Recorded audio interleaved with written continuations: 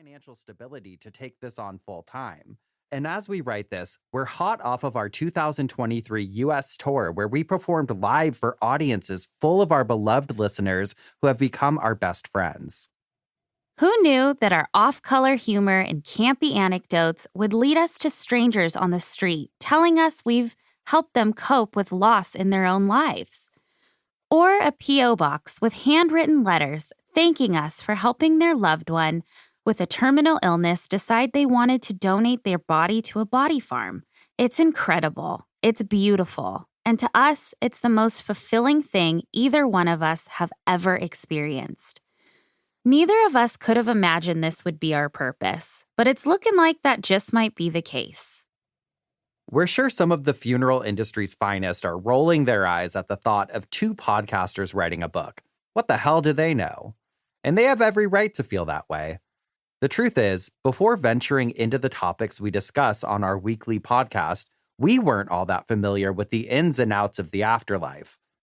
But it turns out that it's a morbid curiosity many share with us, and we've loved learning alongside our listeners about a topic that's long been hushed up by most of society. Plus, you can't really gatekeep death, right? It's the one thing we all gotta do. We promise there's room for everyone, unless we're talking about cemeteries. Those things can sure fill up quick.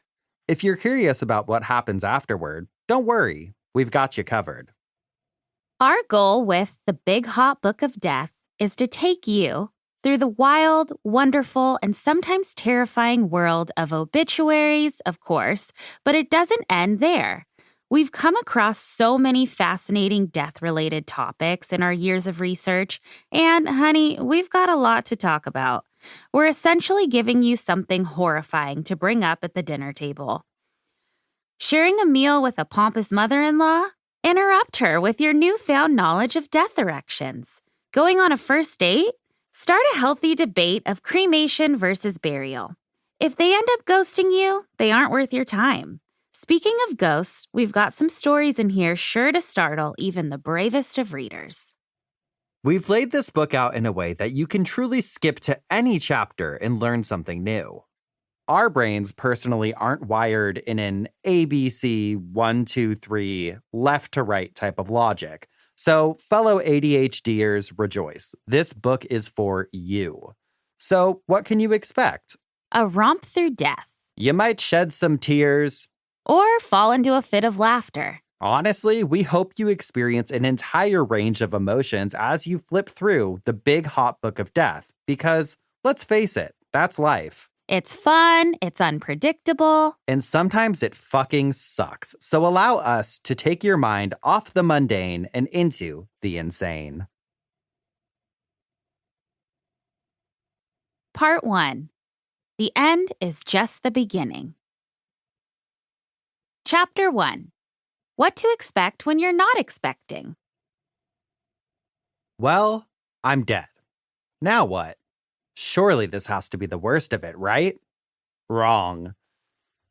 When we bow out, our bodies experience a series of changes. Think of it like a second puberty or menopause, except a hell of a lot hotter, depending on your belief system.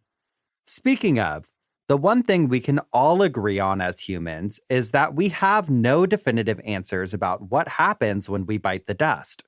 We might cross over to another plane, become reincarnated, or fade into the abyss. Regardless, physically, our bodies are left here on Earth to wreak havoc. No, literally, sometimes they reek.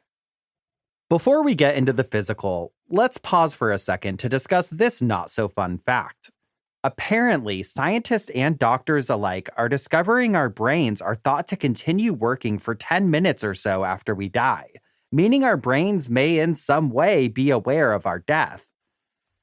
In 2017, a team of Canadian doctors published a paper in the Canadian Journal of Neurological Sciences, documenting a case of a terminal patient who had been removed from life support and continued to experience 10 minutes of brain activity before officially being considered clinically dead.